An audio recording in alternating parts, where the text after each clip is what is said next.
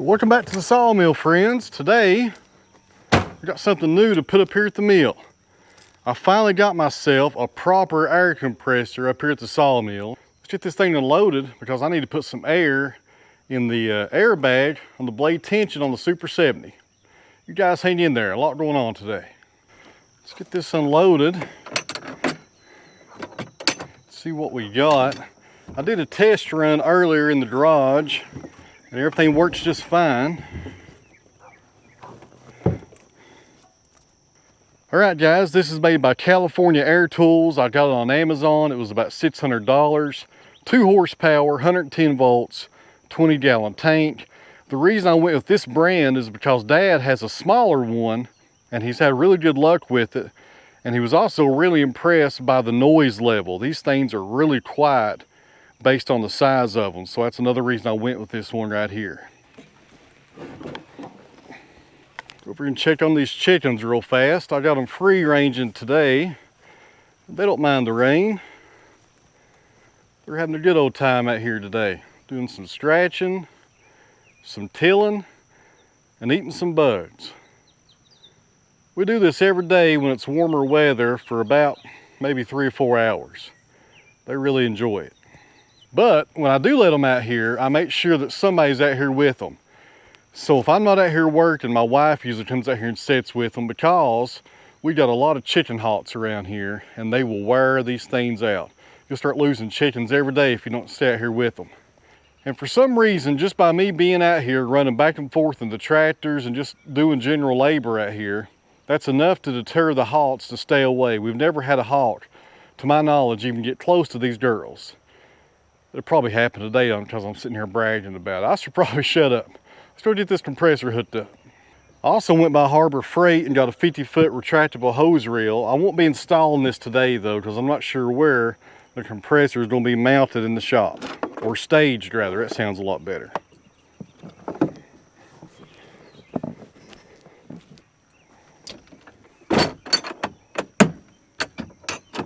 Grab this cord up here, plug it up and get it going. It's starting to rain a little bit harder now. Tell you what, these weathermen are always wrong, it seems like.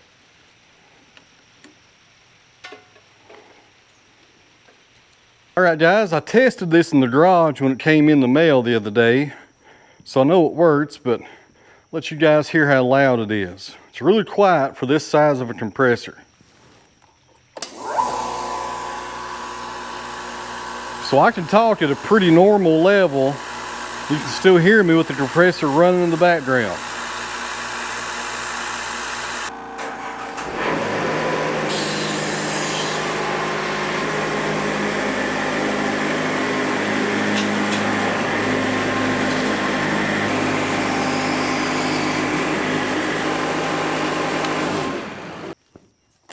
So if you're curious what this is actually a little tire and it does say Goodyear on it right there.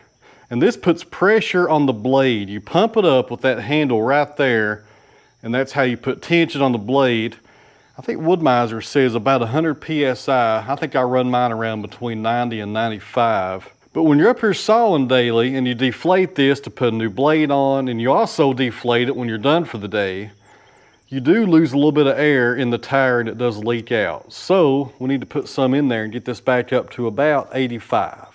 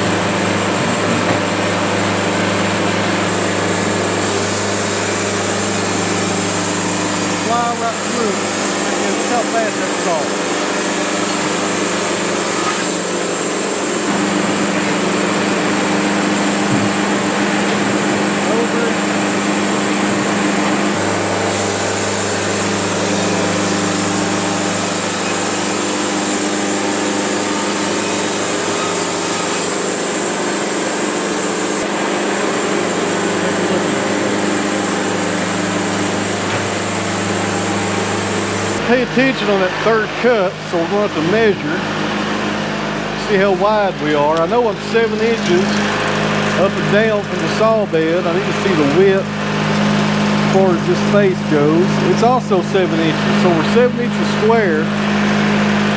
We're going to put this in the pattern mode and saw these straight down. It's not a bad log, guys. It really does not look too bad. Looks pretty good. And something else to note here, guys, whenever I'm sawing at a proper speed, there's very little sawdust on the log. Very little.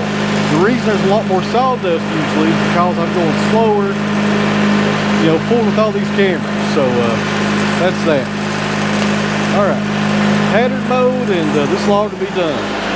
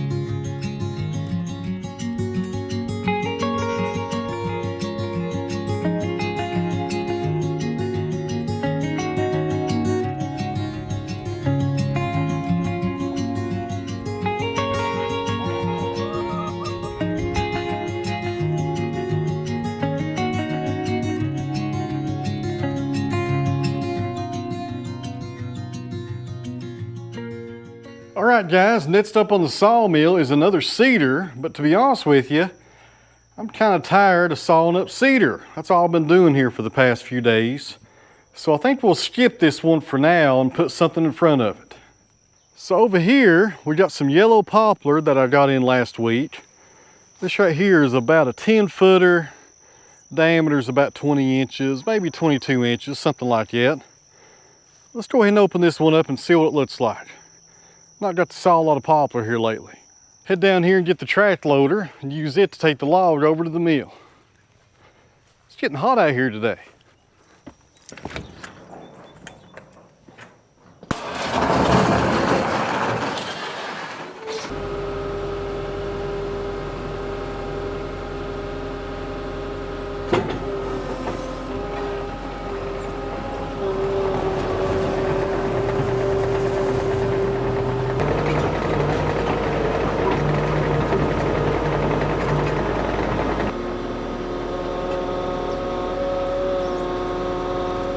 There we go.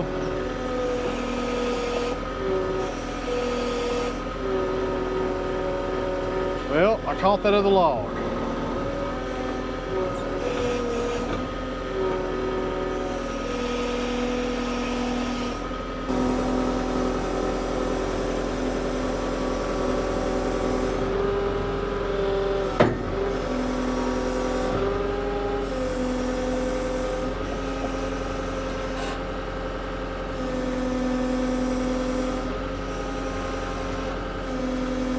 Any other time it would roll right off, but since I'm a YouTuber, it's trying to make me look bad.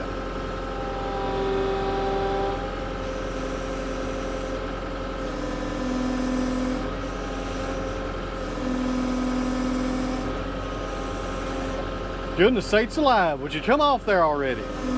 This log is shaped like an oval, it looks like.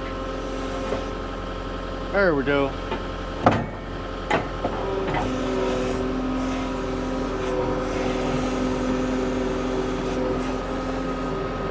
This log is an oval shape. That's why it wouldn't roll off the pallet forks. It kind of slid down. But the main thing is it's on there now. All right, guys, I took a few measurements.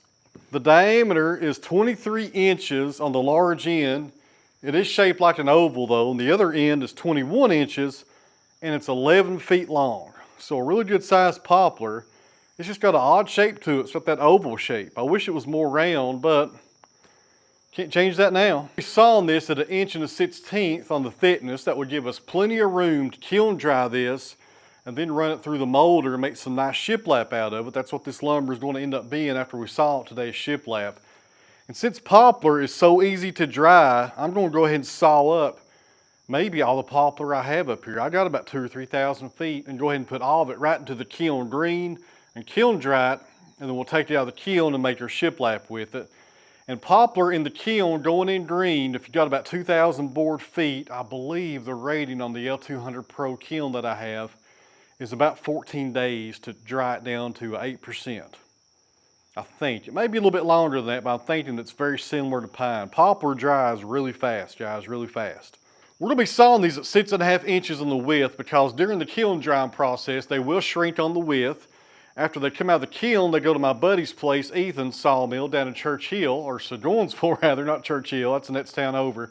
We'll run through his edger, so we'll lose a little bit of board footage when it goes through the edger. And hopefully by the time we do all that and it goes through the molder, we'll be left with a 6-inch wide shiplap board.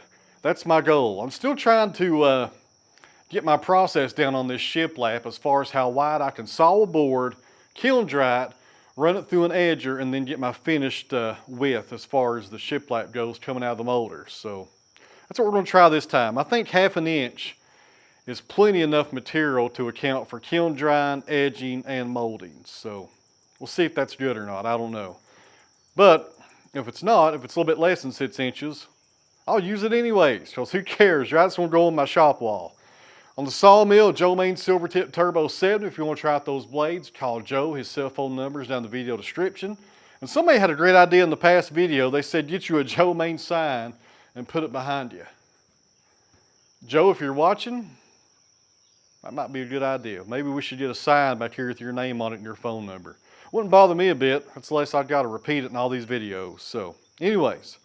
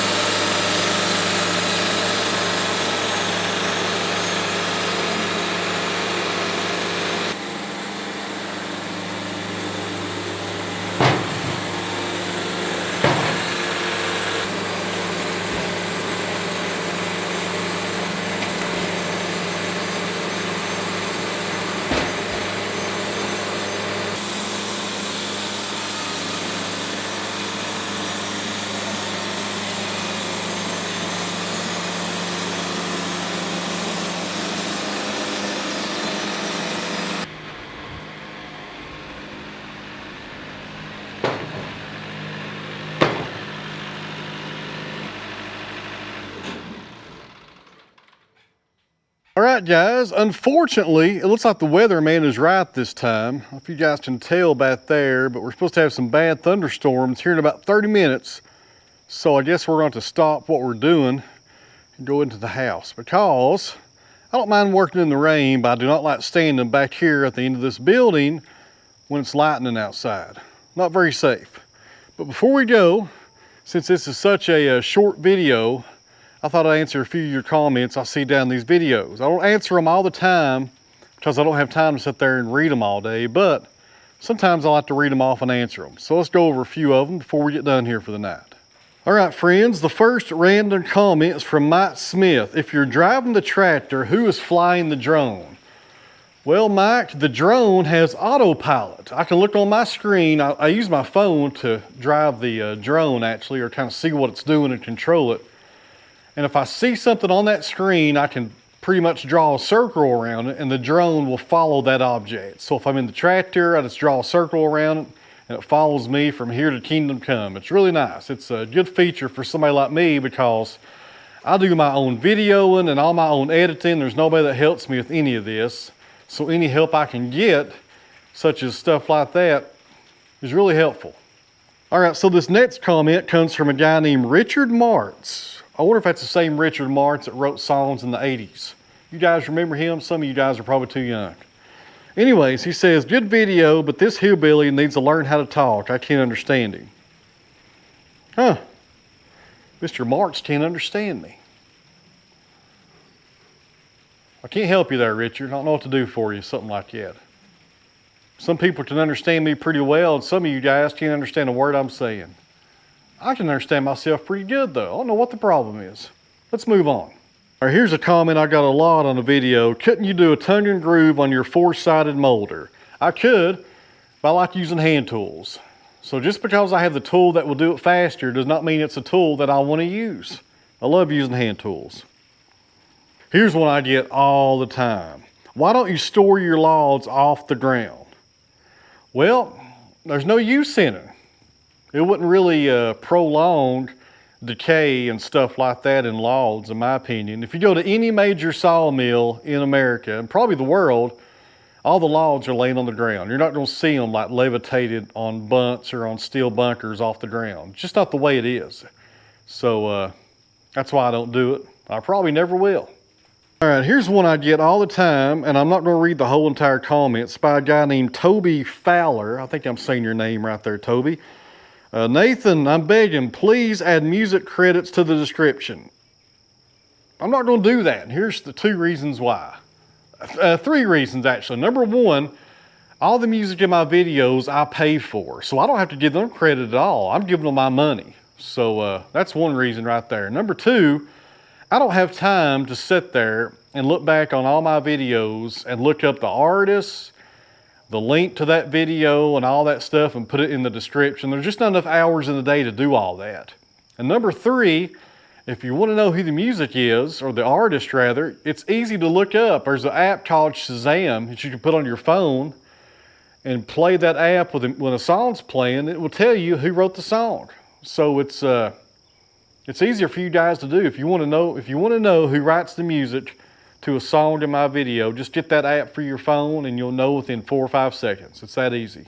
It's a lot easier on me because I don't have time to type all that stuff in and do the research. I just go on that website and I just pick certain links and I hear tunes, and if I like them, they make the cut. I don't even know what song they are or what the name of them is, to be honest with you. Here's one from Dean Earl. Can you mow backwards with that mower? He's referring to the flail mower. And you can. I just prefer to back up and just take off and mow with it that way. It's no big deal. It cuts it just fine. It tore a lot of people up that I was backing up over grass and then mowing it. I mean, it really tore people up. A lot of people lost sleep over that for some reason. I don't know why. My property, my equipment, I'll do what I want to, you know? My goodness. It's just a video, guys. Always remember, these are just videos. There's no sense in getting tore up over it. A lot of people get tore up over my videos. All right, WR7 says, is that right? Yeah, WR7. It's kind of an odd screen name. He says, you're being very wasteful by burning all the slabs. Very wasteful, he says. So he is referring to these slabs right here, I'm assuming, that comes off the log before we make lumber. That's mostly cedar, a lot of poplar. It makes for terrible firewood, and I'm not going to process it into firewood because nobody would buy it. In addition to that, nobody will come get it. And I've covered this so many times on the channel. I could put that on Facebook Marketplace and say free slabs. You know what's going to happen? I'm going to get about 200 people that's going to send me a message and say, is this available? 10 of those people are going to say, when can I come? 2 of those people are going to say, I can come right now. And one of them is going to send me a message and say, I got a flat tire on my trailer. It never fails. It happens every time. I'm not going to spend my day waiting around here to give people stuff for free. I'm just not going to do it. I don't have enough time in the day between taking care of this farm, sawmilling, woodworking, editing videos, being a dad, being a husband, between doing all that stuff. There's no time left in the day to sit around here and fool with somebody for an hour or so or 30 minutes and load them up with a bunch of slabs. I'd rather burn them and be done with them. There's no money in them, guys. There's no money in them. Every sawmill I've ever visited on this channel and done a video about, every single one of them burns their slabs. From Jake Dean down in Georgia, who's sawing 1 million board feet a year, to Corey in Carolina, who's sawing probably half that much, to Ethan a few counties over, who saws about 3 days a week. Everybody burns their slabs. There's no money in it. You're going to go actually in the hole if you try to fool with people and give them away. And there's just no money, guys. It's just a waste of time to try to save wood that's going to get burnt regardless. It's going to get burnt regardless, no matter where it gets burned at. And some people ask me why I don't have a chipper. I don't have time to run a chipper. I'm not going to hire somebody to run a chipper and pay workman's comp and all that stuff just to sell wood chips. That ain't going to bring no money either. Then pay the fuel for the chipper, also pay that employee a wage. And some people say, why don't you do it? There's no time. There's just not enough time in the day, guys. There's not. I saw all day long, take care of this property. I edit videos till midnight. There's no time.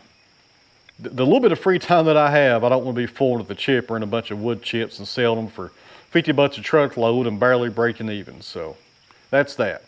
All right, so that wasn't sour grapes either. That's just the reality of sawmilling. Burn it and get rid of it and don't fool with it. So I think I'm done here, guys. The rain is getting worse here behind me. I can feel it blowing in. The storm will be here in a few minutes, so I'm going to take cover. Thanks for watching. I really appreciate it. And maybe in the next video or the next video after that, because I've got something else planned for tomorrow, we will definitely come back up here and finish up this poplar. So thanks for watching. We'll see you in the next one.